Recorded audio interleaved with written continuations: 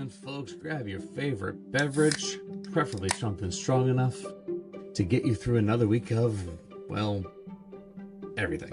So, welcome back to the Beard Signal, the podcast that tries to keep common sense of the dumpster fire that we call modern life, one slightly sarcastic rant at a time.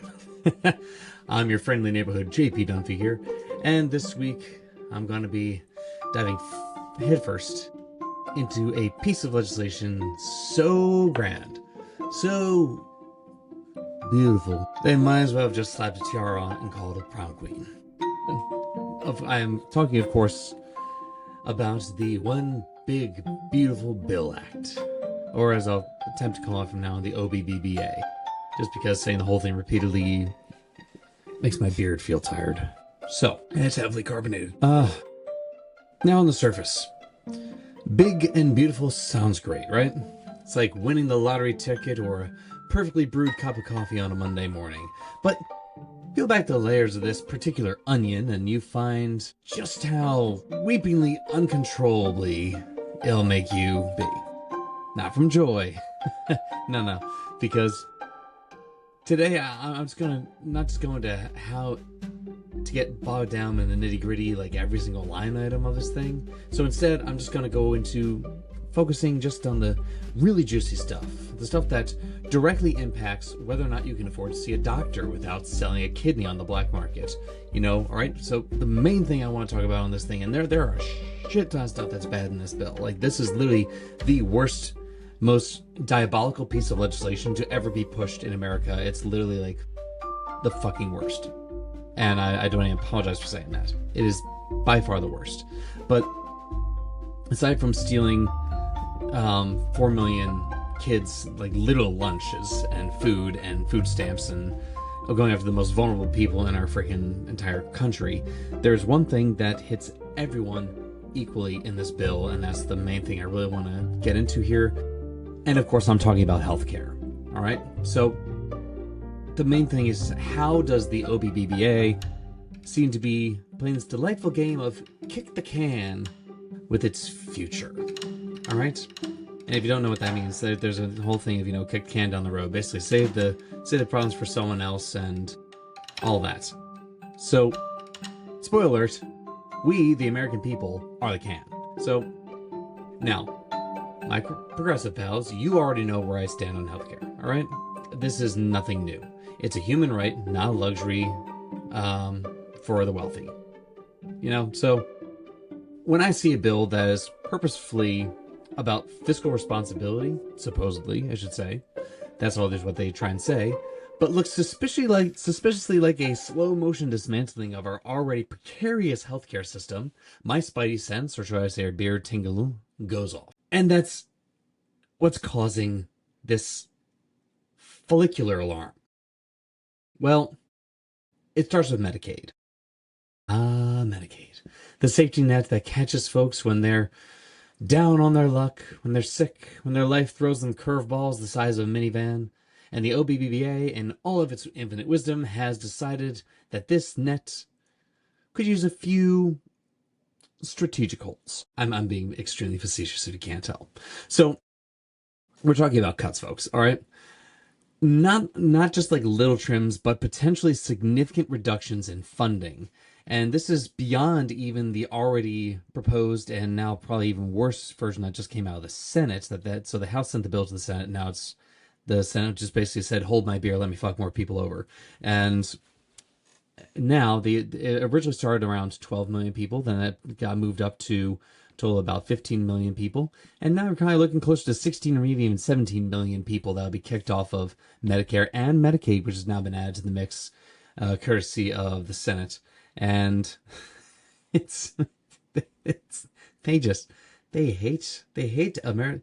Republicans hate Americans so much, and yet somehow people still think that they're like, this is the party of fiscal conservatism. And no, it adds nearly $1 trillion in debt just for next year, expanding it beyond $5 trillion in the near future, because they know they're going to do a shit ton of spending here, and it's not for anything that's going to help anyone. Nope, it's all about giving to the wealthiest people. And I'm going to go over how I expect to if I was ever given the reins here, what I would do differently. So, all the conservatives in the audience that ever listen to this are probably going to be weeping their little faces off, but just watch. It makes more sense than you think. So one of the ways that this is going to be doing its gradual lowering of potential taxes is something called provider taxes, specifically. Now, the very taxes that states use to fund their own share of Medicaid. So on the surface, this might sound like it's a win for, well, someone, right? But the reality is, less state funding means less federal matching funds, because most people have no idea how the fuck this works. So let me educate you. The two work in tandem. All right? So if a state puts in less funds, the federal government puts in less funds. That's how it works. It's a co-thing. Similar to how your current healthcare, the reason that you have copays and that they can tend to go up or down or anything of that nature is you are actually subsidizing other people. And the number one thing I hear about people saying, I don't want to fund Medicare for all is because I don't want to fund other people's health insurance. You're already doing it on your current health insurance. The difference is you're doing it on a smaller pool of people, so it actually costs you more than if you did it with the entire country at once. But that's for a different podcast. All right? So the bottom line of this is that less funding overall means, you guessed it, less healthcare for those who need it most. It's like deciding that the fire department needs fewer hoses just as the house next door starts to smoke. It's just brilliant. Absolutely brilliant. And as you can see, I'm actually getting kind of a it's just so much fuckery in such a short amount of time. I don't understand how anyone is ever okay with this or can ever take any Republican seriously. Except for, funny enough, Rand Paul. He just had a little thing where he actually flexed his fiscal conservative mindset and actually said no to the bill. I was like, damn, a Republican with a spine. That's rare today. Now, granted, he doesn't have it on like 99.9 other things that actually would fall under the same pretext, but he actually said something. So props to him for once. Good job, Rand. Anyway, because subtlety is apparently out of fashion, the OBBBA basically throws in some good old-fashioned work requirements for some of the Medicare recipients. Now, nobody wants able-bodied folks to be unable to work, right? So let's just be real. Hoops and hurdles these requirements create often end up kicking vulnerable people off the rolls, not magically finding them, higher-paying jobs with excellent health benefits. It's less about encouraging work and more about, saving a few bucks by making it harder for people to get that help. So it's the bureaucratic equivalent. I can't speak right now. The bureaucratic equivalent of saying, you can have this life raft, but first you need to solve this Rubik's Cube blindfolded while reciting Shakespeare. But wait, there's more. Because apparently, the universe decided that we haven't had enough fun with healthcare access in the United States, so the OBBBA also wants states to do more frequent eligibility checks. Again, in theory, sounds responsible, but in practice, it's a recipe for bureaucratic nightmares, kicking people off due to paperwork errors or missed deadlines. Now, it's sort of like saying, we'll give you this critical medication, but first you have to reapply every Tuesday at 3:17 p.m. while standing on one leg and singing the national anthem backwards. You get the picture here? So let's just talk about our friends in rural America and, the folks who have often very limited access to healthcare as it is. And the OBBA, in all of its magnanimity, does include a rural hospital stabilization fund, which, again, on its surface, sounds like a good thing. Because who doesn't want to sit there and say, oh, extra funds for us? Yeah. Except for here's the thing. You need to know what's happening behind the scenes here. Because it's like adding a tiny Band-Aid to a gaping wound. However, some folks who actually know about this stuff are already raising serious concerns about whether this fund will nearly be enough to offset the potential damage from the lowered provider taxes. All right? Rural hospitals already rely heavily in Medicaid funding. And if that dries up, these vital community anchors will be in serious trouble. And by some things that have already come out about this, some could see anywhere between 50 to 75% of all of these rural community anchors literally shutting down within 2 years. That's how horrible this will be in that short amount of time. Which, funny enough, because there's a thing they're trying to do here that I'll go over in a second. But I'm trying to make this semi flow, and my brain's all over the place, so I apologize. But rural hospitals often rely heavily on this funding, right? So imagine driving an extra hour just to find an emergency room. All right, that's really not a fun trip, right? So while the OBBBA is doing its best to make Medicaid less accessible, the fine folks at Centers for Medicare and Medicaid Services, or CMS, have also chipped in with this recent rule change for the ACA marketplace. All right. And again, Republicans have been going after the ACA, of which, or if you don't know what that is, the Affordable Care Act, also known as Obamacare, because they've hated it all this time, and I can't begin to tell you how many times it's been said that they're going to come up with a new one, but never do. They've tried to kill this hundreds and hundreds of times at this point, and always fall short. But they're finding every possible way to make it harder and harder. With every little step, they're just taking a chunk out of it, piece by piece, like a cookie cutter shark taking some bite out of something in the ocean. So these changes basically aim to strengthen income verification, making eligibility redetermination stricter, and allowing insurers to deny new coverage based on unpaid past premiums. Now, again, in a perfect world, everyone would pay their premiums on time and the system would be completely fraud-proof. But in the real world, these changes would actually create more barriers for people trying to get and keep their health insurance. It's like adding extra padlocks to a door that's already hard to get open, right? So now here's where the little conspiracy theory, or perhaps more accurately, clinical observation, comes into play. Right? So many of these more impactful cuts, particularly the ones that take full effect of the lower provider taxes, are slated to roll out, wait for it, several years down the road. All right? We're talking about around 2032. All right? That's roughly 3 years into the term of the next presidential administration. Coincidence? Maybe.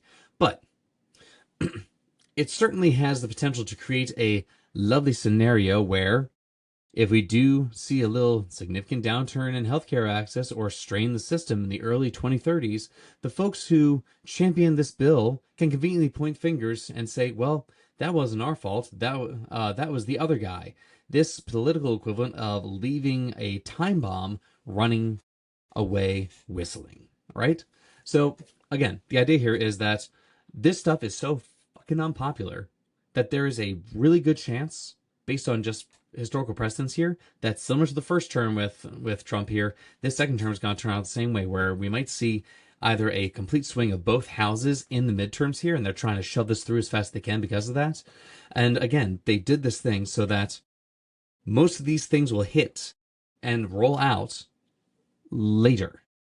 Because the idea here is that Trump's only going to be here for another 4 years, unless they find some stupid, fucked up way to further piss on and shit on the Constitution and have him run for a third term. So the idea here is that during this, they're going to have all these little tiny band-aids to try and make it better and make people say, no, we got you. And again, change the language in such a way to make it seem like, oh, it's a good thing, until you read between the lines, like I unfortunately lose sleep doing. And by being able to kick this down the road so far, you can basically point to it and say, well, it didn't happen under our watch. It's under this potentially Democratic president that's happening here. And again, unless you have control of all three chambers, or at least a supermajority in one or two of them, to be able to make these changes and effectively change what it currently is, it's going to look like similar to how the COVID-19 and the recovery of that happened under the next president. People felt frustrated with Biden, which, don't get me wrong, he was old. He was not my first choice by any means. And frankly, I would have preferred Bernie Sanders, because I think that would have been better for everyone in every possible way. And he at least can still finish the sentence, even if he probably be the first one to go into a... I can see Bernie being the guy who literally goes into any, and I mean any, restaurant and being like the guy who's at the table being like, I think that all bread should be free. Every meal should come with free bread. Which I agree with. I love bread. But yeah, That's the whole idea here, is that it has time bombs meant to go off during the next presidential cycle in such a way that they'll be able to point to that and say, hey, isn't it better? Do you remember when it was so much better when we were in charge? Even though it's really not. And again, they're trying to, it's funny because in one sense, they're trying to make it so that they never lose again, even though they already have upturned the system and they are the minority ruling over the majority of people. Because again, as I've said in previous episodes and countless polls, if you take away the actual R and D next to things and don't call it conservative policy or progressive policy, if you just literally put the policy as it is and just simply say what it does, progressive policies win 99% of the time. We are a progressive nation. Our most popular things are progressive policies, right? Literally. So, again, just think about it. If these cuts lead to hospital closures, increased uninsured rates, and a general sense of healthcare chaos a few years from now, who will be blamed by the average American? Likely the person that's sitting in the Oval Office at the time, which is a neat little way to avoid immediate accountability for potentially unpopular policies, which every single poll out there, everything that's polled, this administration is underwater in every single poll on every single subject. There's not a damn thing that they're doing right here according to the American people. Why? Probably because they're following Project 2025 to the letter. But again, a neat little way to avoid immediate accountability. And it's sort of like eating all the cookies in the cookie jar and then blaming the dog 3 days later when someone else notices that they're gone.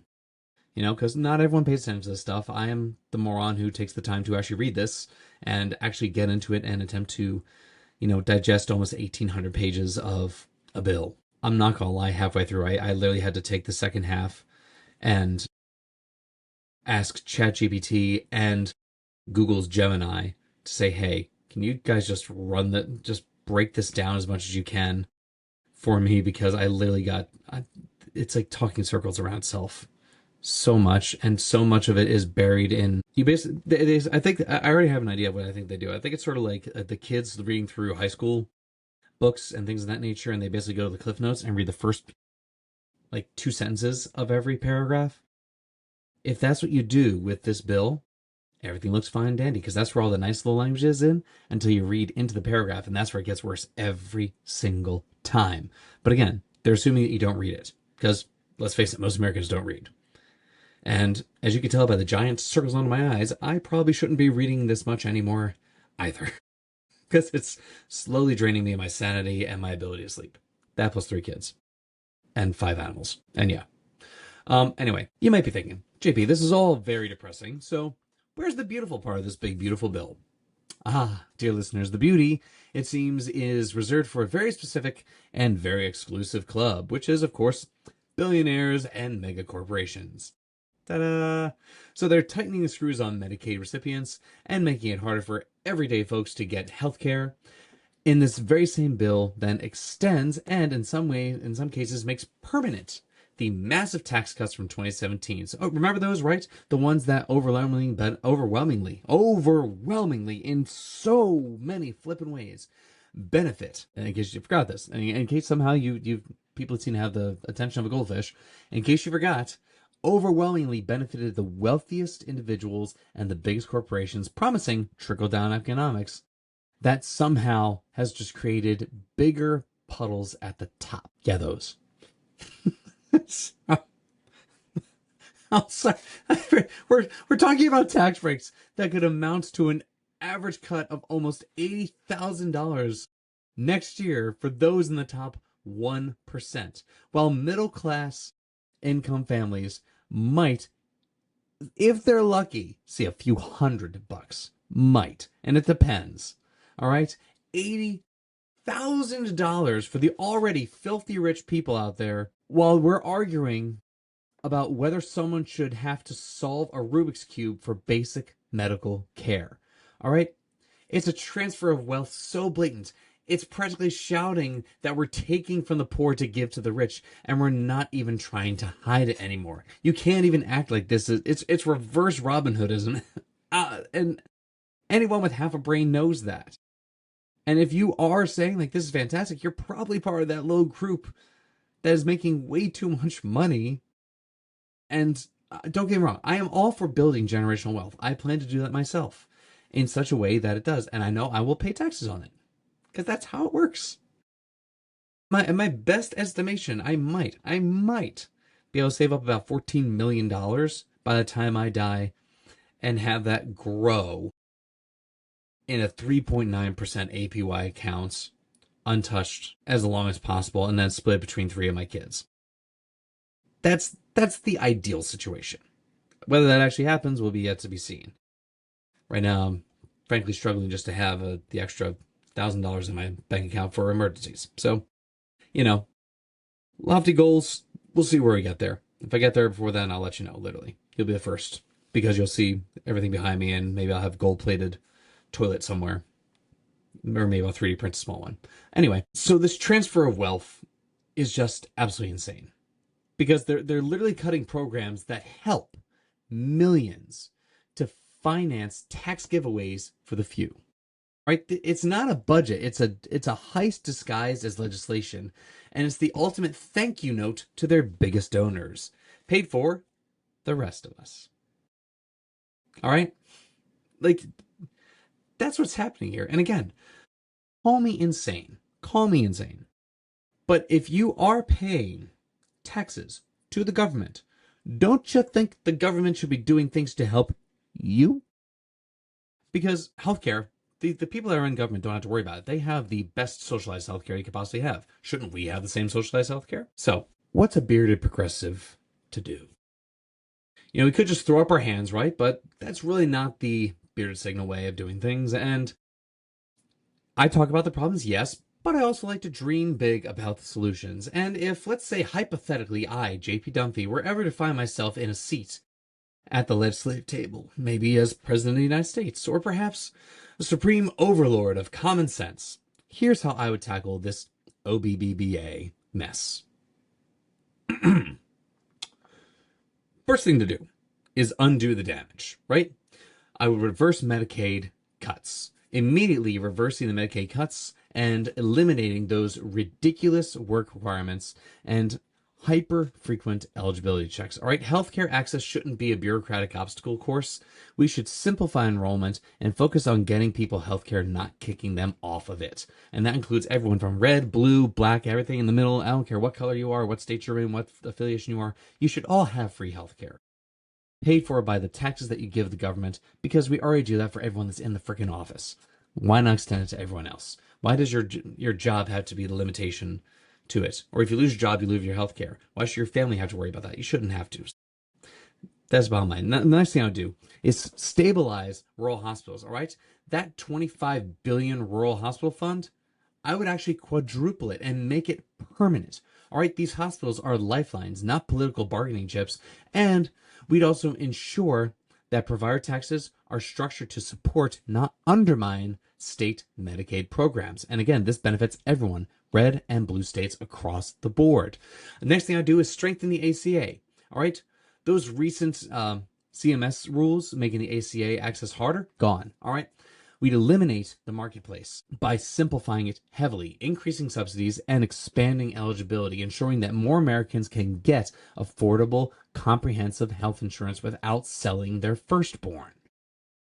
Next thing I would do is ending the blame game delay thing. So I'd pull forward all those deadlines for those negative impacts. So if there are cuts to be made, and trust me, there won't be any under my watch, these people who made these decisions are held accountable immediately, not 3 administrations later.